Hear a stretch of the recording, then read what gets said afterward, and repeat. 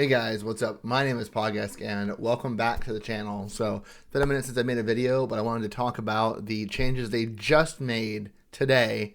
Today is January 27th, 2025 to Freddy the day before he goes live. So he's going live tomorrow apparently, January 28th, 2025. And there are a couple changes they made to his kit and some other perks that were modified in the PTB. So let's talk about that right now. All right, guys, so here we are on the developer update for today. I will link it down in the description if you want to follow along or read slowly on your own. I'm going to kind of skip over some of the pleasantries and the stuff that they say here in the description on their reasons why they do these changes. Of course, they're trying to make the game feel good to play, trying to balance everything, and they're trying to see the feedback they got from their fog whisperers, from the community and Reddit, all in the time of the PTB, which unfortunately I didn't get to do, but I'm excited to play him tomorrow for you guys. So first and foremost, Fredward, right? The Nightmare, or the man of the hour. So his snares, they changed him a little bit. And I read these over earlier. I'm not sure how I feel yet. They increased the hinder duration to 4.5 seconds, was 4, which is good. We like to see that. That's, what would that be? That's a 1/8 buff. I don't know why my brain isn't mathing right now. It's like 12.5% duration increase. But the cooldown is also increased to 7 seconds from was 5. So it's 2 seconds more. So that's a 40% longer cooldown.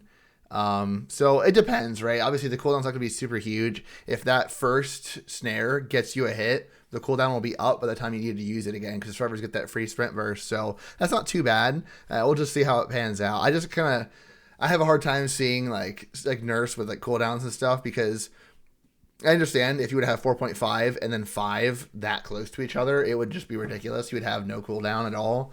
But in theory, that initial hinder should get you the hit.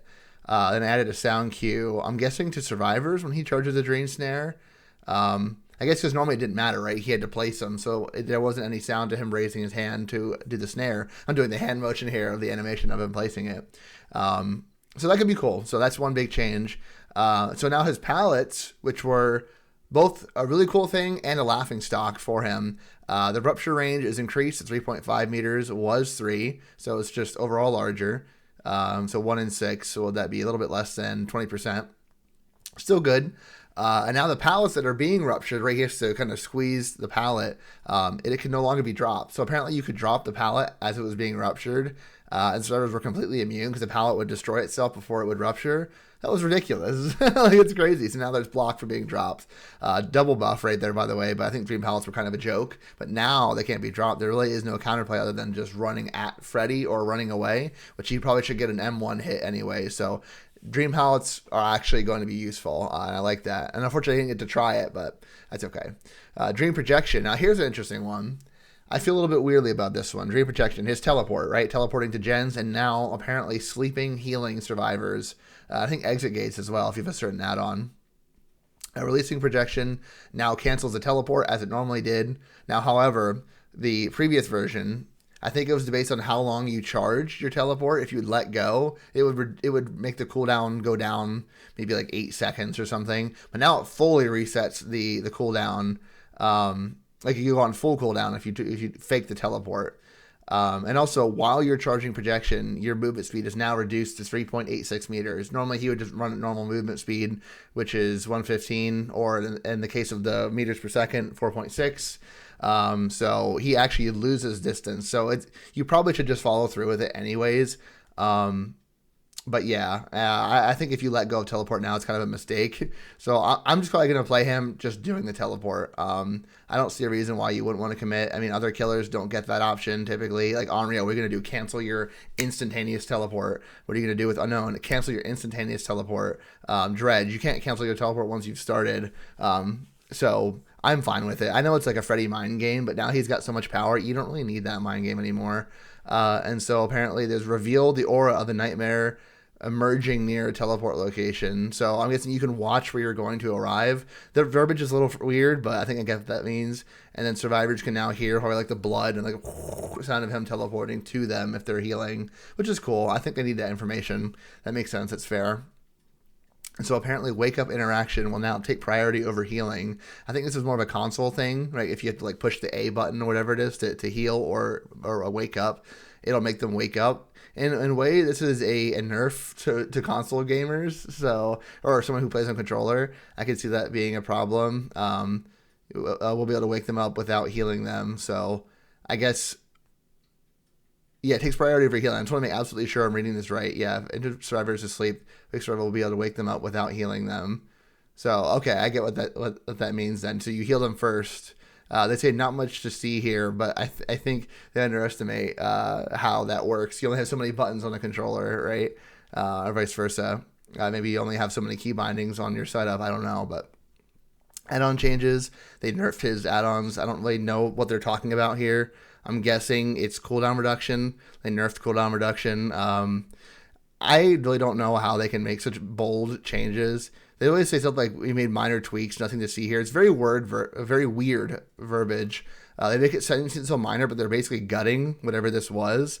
I have to look it up to make absolutely sure, but I don't like that they kind of like play these little cutesy games with the verbiage. Like, just say we're gutting the add-on, right? We're cutting it in half. F you. Of course, I'm being melodramatic there, but very dramatic in matter of fact. But yeah, just say we're cutting this add-on. It's OP. We're knocking it down a peg. Like, just be honest. Don't say anything weird like that. It's not a minor nerf. You're making something half the strength it used to be. But I digress anyway. So anyway, wake up. So apparently the old version, there was some weird stuff on Twitter. People were saying they were using like old and new versions of perks that were like really old, and we'll see that later. I'll talk about that later, but I just thought about that now.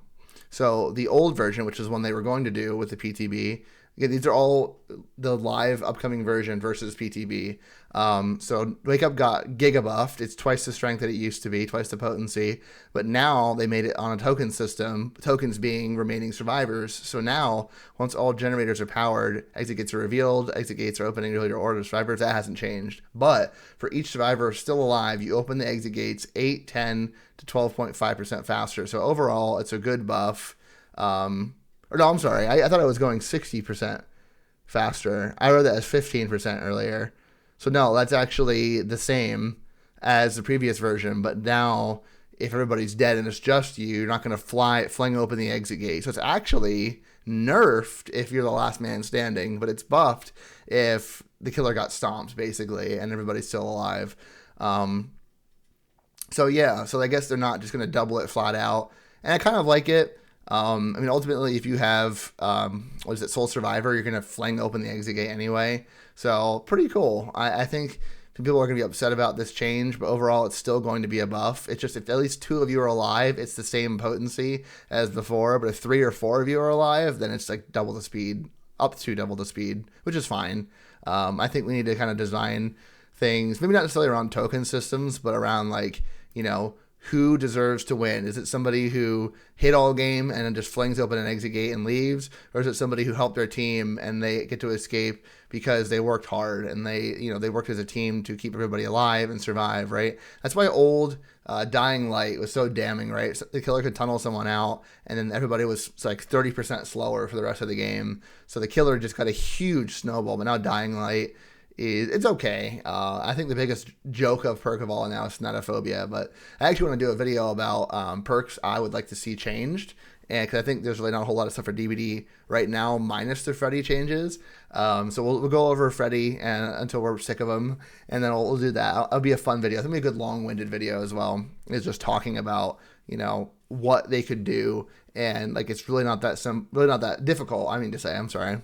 At least in theory, right? Like, thinking of new ideas. I think they kind of like step on their toes sometimes with ideas, and they nerf the wrong perks, buff the wrong perks.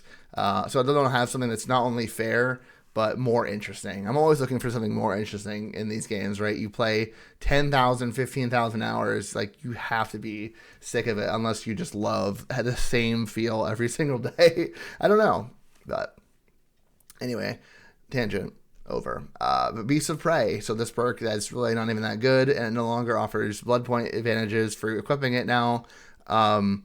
You gain the undetectable status effect upon getting only tier 1. Anything beyond that doesn't keep applying undetectable. Only tier 1 undetectable. You get up to 40 seconds of undetectable. I meant to say tier 1 of Bloodlust. I don't know why they're kind of like embracing Bloodlust it's kind of a band-aid fix for their map design. I think the ultimate fix to making loops a bit more fair is to kind of fix the movement of survivors and killers, right? And let's talk about that. I guess we'll talk about this first, and let's talk about that. It's a little bit of a bonus.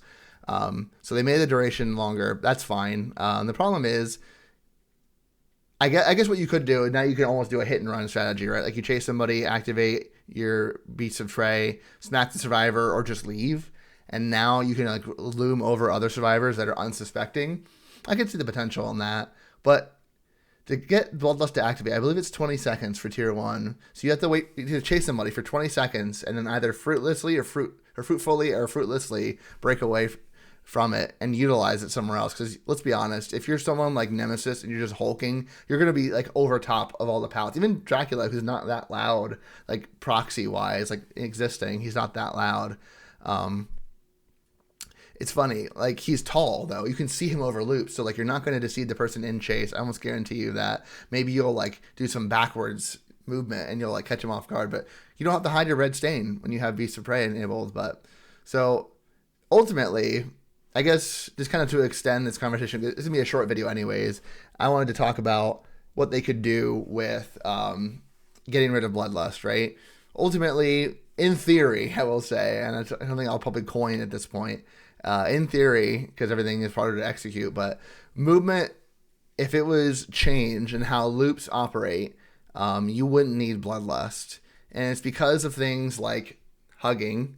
It's because of things like, I don't know, you can even fit on the killer side, right? Like backpedaling, having no movement penalty. You could even say survivors get, vault vacuum and stuff like that on tiles, right? Where they get pulled in with a fast fall. All they have to do is reach maximum velocity for a fast fall and they get it, which apparently sometimes isn't that hard. Like you can use, I don't know, dramaturgy and all of a sudden you're instantly at a fast fall in places where you shouldn't be. My point being, if you got rid of hug tech, if somebody leans towards a wall, they shouldn't get rewarded for it. They should get slowed for it. Because think about it. If you're running alongside of a wall IRL and you rub your shoulder against the wall and it's a brick wall or like old rotten wood, you're going to scrape the living hell out of your arm and it's going to slow you down because it's resistance, right? It's going to try to hold you still. It's grabbing you. And maybe like metal, you could say, oh, I could slide off of that. Like, yeah, maybe sure, polished stainless steel, you could slide off of that. But I just don't understand why hugging something, like literally their character model is clipping into the wall. Now, I'm not saying that you're a bad person for using this. I'm saying that the devs, if they wanted to get rid of Bloodlust, could look into making survivors running straight and killers maybe slowing down slightly with a backpedal. You could make loops way more interesting. Now, you could say backpedaling as killer is a cool mechanic, and arguably it is because you're hiding your red stain, but there's other ways you could do it too. Like strafing, you could still leave the same, but maybe backpedaling where you're completely hiding your red stain, it slows you down a little bit. But then that's what each side gets. People tend to think, and honestly my old self was thinking one side or the other. But that creates tribalism, meaning you're going to pick one side or the other. You're not going to really kind of have a general consensus for both. You wish for the chaos, not for the peace, so to speak. I think Bloodlust could completely be removed by just not only better tile design, but movement as well. People like to think about tile design, but they've continued to release bad tiles. And one example I think of is like double pallets. I don't know why, like on the maps, I think it's a Cinema with the Unknown and later have added these double pallets where there's a pallet here and a pallet here, and you just rotate this way. And so you basically have a killer, especially if they're new or they're weak when it comes to dealing with pallets, who is at a complete standstill because they're petrified of one of those two pallets dropping. If you drop both, there's a whole massive wall that you're never going to reach to the survivor of the other side. Again, unless you're playing someone like Nurse that's not afraid of pallets, maybe even Blight or Low Pro Chains Billy, where you just keep going. I just don't know why certain tiles are just so weird. They've added a new tile as well. I'm not sure even what you would call it, where it's got like a corner on the outside and a corner on the inside, and there's a pallet there in the middle between those two corners that breaks LOS for Survivor, line of sight, by the way, Survivor and Killer just enough that it creates a little bit of a gamble. But I don't know. I feel like, and then they have a window on the other side, so if the Survivor gets the right side, they get a window and they get out.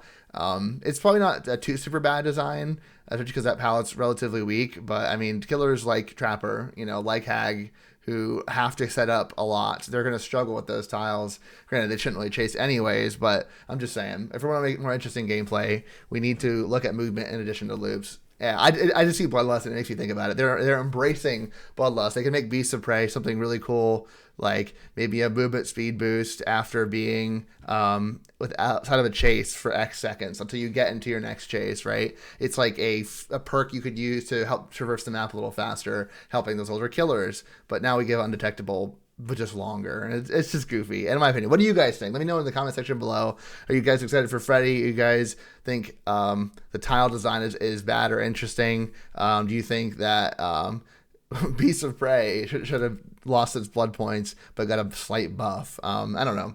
I like to give you guys my feedback, and I like to ask you guys for your feedback as well. So I do appreciate you guys watching, and if you enjoyed, make sure to hit that like button down below, and of course subscribe. I'd really appreciate that. But of course, that's all up to you. But I look forward mostly to your comments and hearing what you have to think about this new update 8.5 coming out tomorrow. We'll be releasing some Freddy content for you guys. Hope to see you there. Much love, and I'll see you guys in the next one. Peace.